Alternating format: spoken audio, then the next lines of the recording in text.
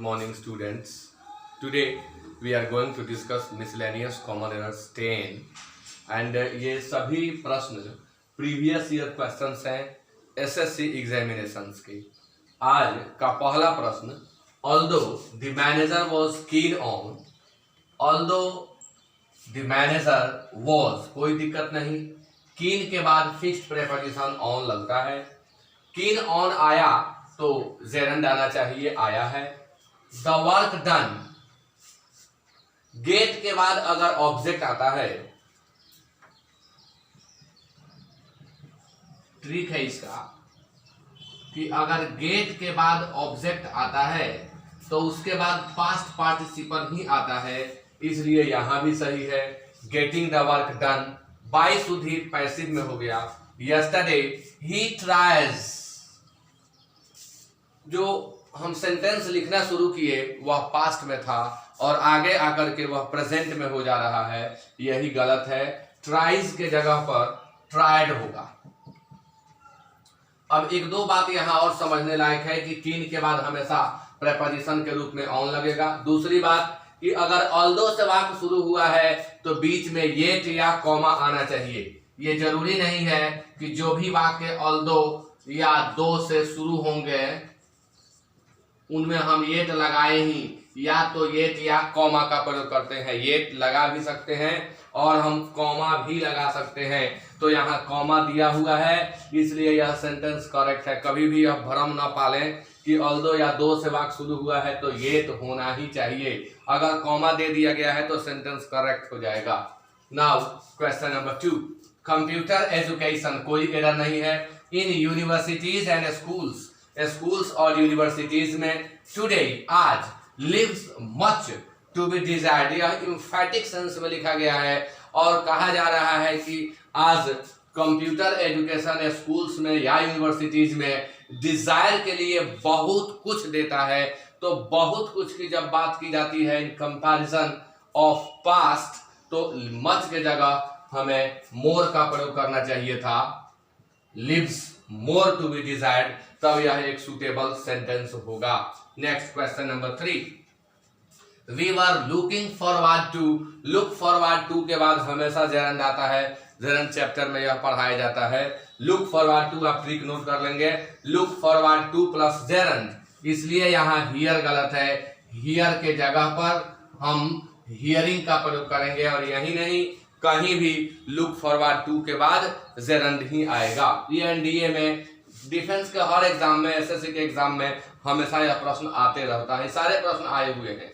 Next question number 4, it is better to keep one's head in face of danger than losing one's college, than losing one's college. It is better, कोई error नहीं है। To keep one's head, to keep one's head यानी शांत रहना और दिमाग को शांत रखना।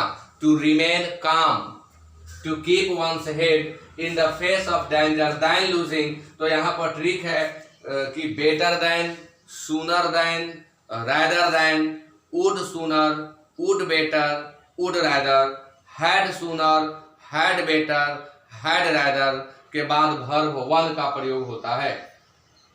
फिर से सुन लेंगे आप, better than, sooner than, rather than, had better, would better, had rather, would rather, sooner than, rather than के बाद हमेशा भी1 का प्रयोग होता है, इसलिए यहाँ यह लूजिंग गलत है।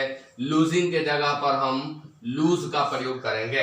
Next question, Shyama told me his name after he left, यह टेंस का एरर है। अगर आफ्टर से टेंस के दो वाक्य जुड़े हुए हैं तो आफ्टर के पहले वाले पार्ट में V2 लगेगा और आफ्टर के बाद वाले पार्ट में हैड प्लस V3 लगेगा।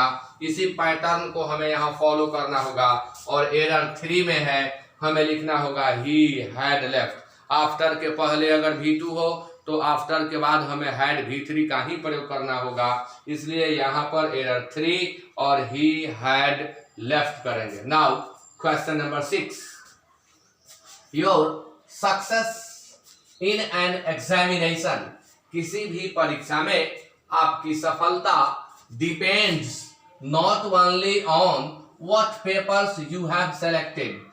सिर्फ इस पर डिपेंड नहीं करती है कि आप किन किन पेपर्स को सेलेक्ट किए हुए हैं, बट ऑन, यहीं पर एरर है, बट के बाद ऑन आ गया, बीच में ऑल्सो आना चाहिए था, क्योंकि अगर नॉट ओनली पहले आया है तो बीच में बट ऑल्सो आएगा ही। तो यहाँ लिखना होगा हमें बट ऑल्सो, तब यह करेक्ट होगा, यानी इसका भी आंसर 3 होगा। Now question number 7, if the majority of the individuals, यहाँ एक सिंटैक्स का रूल आता है, द मेजॉरिटी ऑफ के बाद जैसा नाउन वैसा वर्ब देना होता है, तो इसका नाउन प्लुरल है, majority of the individuals in a state prosper, verb plural आ गया, यहां तक कोई दिक्कत नहीं। The state itself would prosper, जब हम प्रेजेंट में और कंडीशनल सेंटेंस में लिख रहे हैं, इफ वाला वाक्य यदि सिंपल प्रेजेंट में है तो उसके बाद का जो वाक्य होगा वह सिंपल फ्यूचर में होगा, इसलिए यहाँ वुड गलत है, वुड के जगह पर विल का प्रयोग करेंगे। यह कंडीशनल सेंटेंस है और फ्यूचर टेंस के नियम के अंतर्गत बताया जाता है कि जिस पार्ट में कंडीशन हो, यानी इसको ऐसे भी याद कर सकते हैं कि वाक्य के जिस भाग में if, unless, until, as, soon as, as long as, in case इत्यादि शब्द लगे हुए हों तो वह सिंपल प्रेजेंट में होगा, और जो उसका परिणाम वाला पार्ट होता है या दूसरा पार्ट होता है वह सिंपल फ्यूचर में होता है। Question number 8, if motorists don't observe the traffic regulations, यदि मोटर चलाने वाले ट्रैफिक के नियमों का अनुपालन नहीं करते हैं, दे विल बी स्टॉप्ड, उन्हें रोका जाएगा, टिकटेड, यानी उन्हें टिकट दिया जाएगा, टिकट का अर्थ यहाँ चालान है, चालान किया जाएगा, एंड हैव टू पे फाइन। जब एक तरफ हमने फ्यूचर टेंस को पैसिव वॉइस में लिखा, एंड से जोड़ा तो ये भी फ्यूचर में है, ये भी हमने पैसिव वॉइस में लिखा, कॉमा से जोड़ा तो जब कॉमा से जोड़ा तो इसको भी हमने पैसिव में ही लिखा, और जब हम एंड से जोड़ रहे हैं तो एंड हमेशा एक ही तरह के स्टेटमेंट को जोड़ता है। अगर एंड के पहले आपने पैसिव स्ट्रक्चर का प्रयोग किया तो एंड के बाद उसी पैटर्न में पैसिव ही आना चाहिए था, इसलिए हैव टू पे फाइन पूरा पार्ट गलत है। इस पार्ट के जगह पर हमें एक शब्द लगा देना होगा और वो फाइन का V3 होगा, जिसे हम कहेंगे फाइंड, और तब हमारा वाक्य करेक्ट होगा, यानी इस पार्ट में एरर है। Next, we had a lot of difficulty to find, यहाँ फिक्स्ड प्रेपोजिशन का एरर है, डिफिकल्टी इन डूइंग समथिंग, नोट कर लेंगे, difficulty in doing something, difficulty के बाद अगर वर्ब आता है तो इन प्लस जेरंड का प्रयोग करना होता है, इसलिए टू फाइंड के जगह पर हमें इन फाइंडिंग का प्रयोग करना होगा, टू फाइंड के जगह पर इन फाइंडिंग का प्रयोग करना होगा। Next question number 10 is, in Singapore my brother in law with his wife work, तो इसका सब्जेक्ट जो है वो ब्रदर इन लॉ है, विथ से जुड़ने से कोई फर्क नहीं पड़ता सब्जेक्ट को, किसी भी प्रेपोजिशन से अगर दो सब्जेक्ट जुड़े हुए हैं तो वर्ब का प्रयोग प्रेपोजिशन के पहले वाले के अनुसार होता है, वही मेन सब्जेक्ट माना जाता है। प्रेपोजिशन के बाद क्या लिखा हुआ है यह देखने की भी जरूरत नहीं होती है। तो सब्जेक्ट हमारा ब्रदर इन लॉ हुआ, विथ हिज वाइफ हो एंड चिल्ड्रन भी हो जाए तब भी हम वर्ब सिंगुलर ही लगाएंगे, इसलिए यहाँ वर के जगह वॉज का प्रयोग करना होगा। Okay, now question number 11 is, the reason why he was rejected was because he was too young। यहाँ पर 2 नंबर में एरर होगा, इसे बनाने के लिए आपको एक ट्रिक सीखना होगा। The reason plus why dot dot that, ये ट्रिक आप याद रखेंगे कि द रीजन के तुरंत बाद वाई आया हो तो आगे जाकर के कंजंक्शन के रूप में दैट ही आएगा, जबकि परीक्षाओं में बिकॉज दिया जाता है, यानी यहां से हमें बिकॉज हटाना होगा और प्रयोग करना होगा दैट का। यह ट्रिक कई बार आ चुका है परीक्षा में, द रीजन के तुरंत बाद वाई लगाएं और उसके बाद फिर कंजंक्शन लगाना हो तो हमेशा दैट लगाएं और बिकॉज दे करके एरर दिया जाता है। Now question number 12, I didn't see him since Tuesday last. वाक्य में सिंस लगा है तो according to the rule of tense वाक्य परफेक्ट कंटिन्यूअस टेंस में होना चाहिए या परफेक्ट टेंस में होना चाहिए। सिंस ट्यूसडे लास्ट यानी पिछले मंगलवार से मैंने उसे नहीं देखा है या मैं उसे नहीं देख रहा हूं। तो चूंकि सी में आईएनजी लगाना अकॉर्डिंग टू रूल मना है, इसलिए हम यहां लिखेंगे आई हैवंट सीन, यानी आंसर होगा ए। और डिडंट सी के जगह पर हमें लिखना होगा हैव नॉट सीन। जब भी वाक्य में सिंस या फॉर के बाद टाइम दिया हो तो वह वाक्य या तो परफेक्ट कंटिन्यूअस टेंस में होगा या परफेक्ट टेंस में होगा, अन्य टेंस में नहीं रखा जा सकता। Question number 13, the manager is having his problems but we have ours as well. Manager के पास समस्याएं हैं लेकिन हम लोगों के पास भी समस्याएं हैं। एज वेल मीन्स भी, ऑल्सो का काम करता है एज वेल। तो यह सेंटेंस यहां पर गलत है। क्यों गलत है? तो हमें इज हैविंग के प्रयोग से वहां बचना होता है जहां बाद में नाउन दिया हुआ हो। यह ट्रिक सीख लें आप। इज हैविंग वहां गलत हो जाता है जहां बाद में नाउन दिया हुआ हो, तो हमें उस इज हैविंग के बदले हैज, हैव या हैड का प्रयोग करना होता है। और एक ट्रिक और यहां हम बताएंगे, इज हैविंग या एम हैविंग वहां सही हो सकता है जहां बाद में इन्फिनिटिव दिया हुआ हो। अगर is having, am having, was having के बाद इन्फिनिटिव दिया हो, 2 + V1 दिया हो, तो आप उसे नहीं काटेंगे, वह सही हो जाएगा। और यदि is having, am having, was having, were having, are having के बाद नाउन दिखाई पड़े तो आप उसे काट देंगे और उसके बदले में रखेंगे हैड, हैव या हैड को। तो इसलिए यहाँ पर द मैनेजर इज हैविंग वाक्य प्रेजेंट में है, इसलिए इज हैविंग को हटा करके मैनेजर के लिए हम प्रयोग करेंगे हैज का।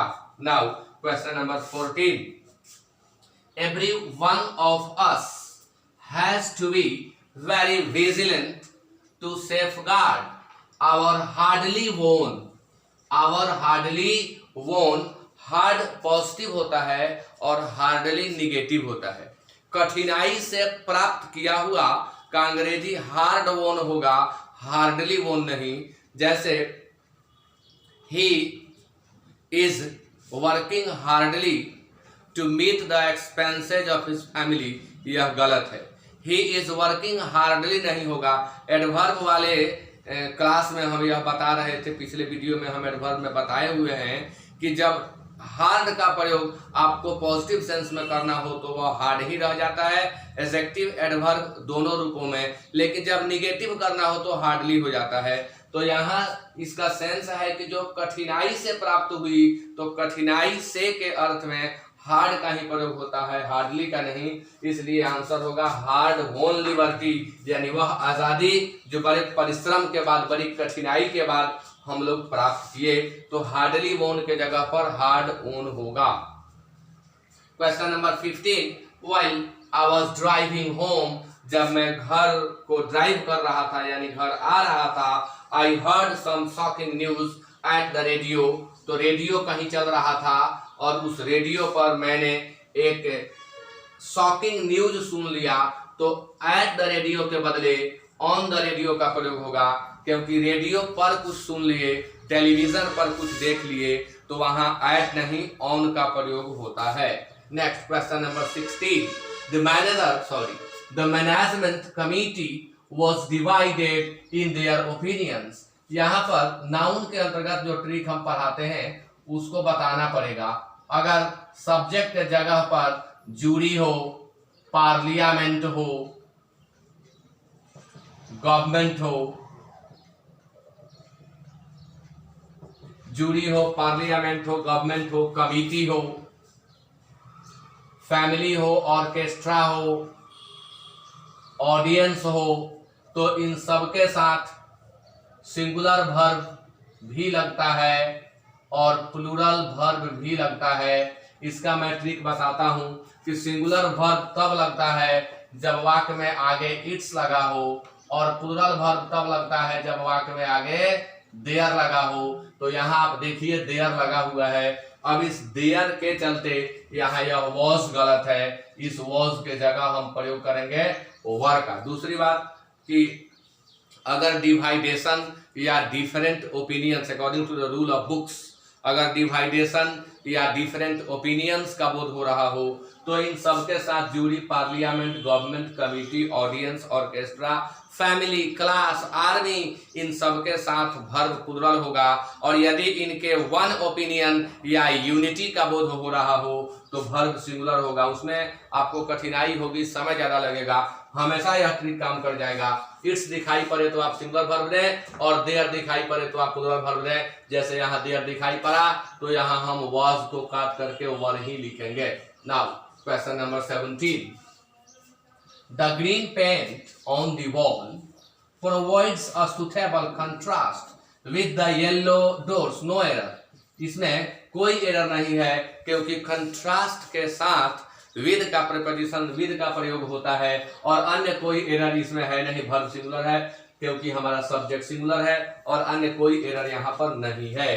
Question number 18, it is not such a pretty place that I had expected.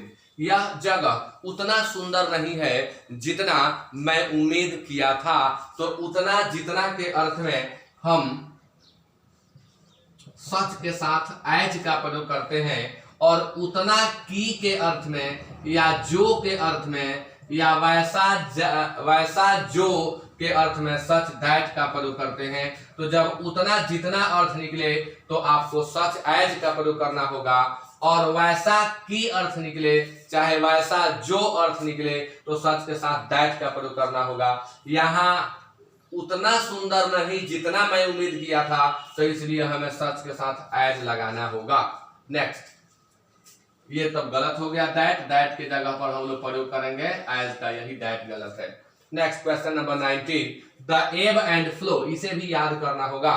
जैसे आप सिंटैक्स के अंतर्गत याद करते हैं राइस एंड करी, bread and butter, soup and salad, hammer and sickle, crown and glory, law and order, all coming and going, tumult and shouting, screaming and shouting, इस तरह के बहुत हैं। तो उसी क्रम में आप इसे भी याद कर लेंगे। एब एंड फ्लो सिंगुलर सब्जेक्ट माना जाता है इसलिए इसके साथ आने वाला वर्ब सिंगुलर होगा और यहाँ आर लगा हुआ है, इस आर के जगह पर हमें इज का प्रयोग करना होगा, इसे भी आपको याद करना होगा। Next 20, he said that it was the first time that such a trick is discovered. Easily पकड़ में आने वाला एरर है, यहाँ पास्ट टेंस है तो यहाँ भी पास्ट टेंस होगा। लेकिन एक और गूढ़ बात है यहाँ कि अगर वाक्य में इट इज टाइम लगा होता तो हम सिंपल पास्ट का प्रयोग करते, लेकिन वाक्य में यदि first time, second time, third time, fourth time का प्रयोग हुआ हो तो हमें प्रेजेंट परफेक्ट टेंस का प्रयोग करना होता है और यहाँ प्रेजेंट परफेक्ट टेंस नहीं लगेगा क्योंकि पहले पास्ट टेंस आ गया है। तो वाज से काम चल सकता है, उससे बेहतर आंसर होगा हैड बीन, क्योंकि यह बाद वाला पार्ट पैसिव वॉइस में है तो हैड बीन डिस्कवर्ड होना चाहिए। कुछ लेखक अपनी पुस्तक में यहाँ वॉज लिखे हुए हैं जो कि हम कहेंगे कि अकॉर्डिंग टू रूल गलत है, वॉज नहीं होना चाहिए, होना चाहिए हैड बीन। अब वॉज तो इजीली पकड़ में आ जाएगा, यहाँ सेड है तो यहाँ वॉज होना चाहिए। लेकिन जब हम इस रूल पर ध्यान दें first time, second time, third time, तो उसके अगले पार्ट में प्रेजेंट परफेक्ट का प्रयोग होना चाहिए और प्रेजेंट परफेक्ट यहाँ नहीं होगा क्योंकि पहले पास्ट आ गया, इसलिए हम प्रयोग करेंगे हैड बीन का, तो यह बेहतर होगा। तो इसी के साथ आज का यह सेशन समाप्त होता है। Thank you very much and have a nice day.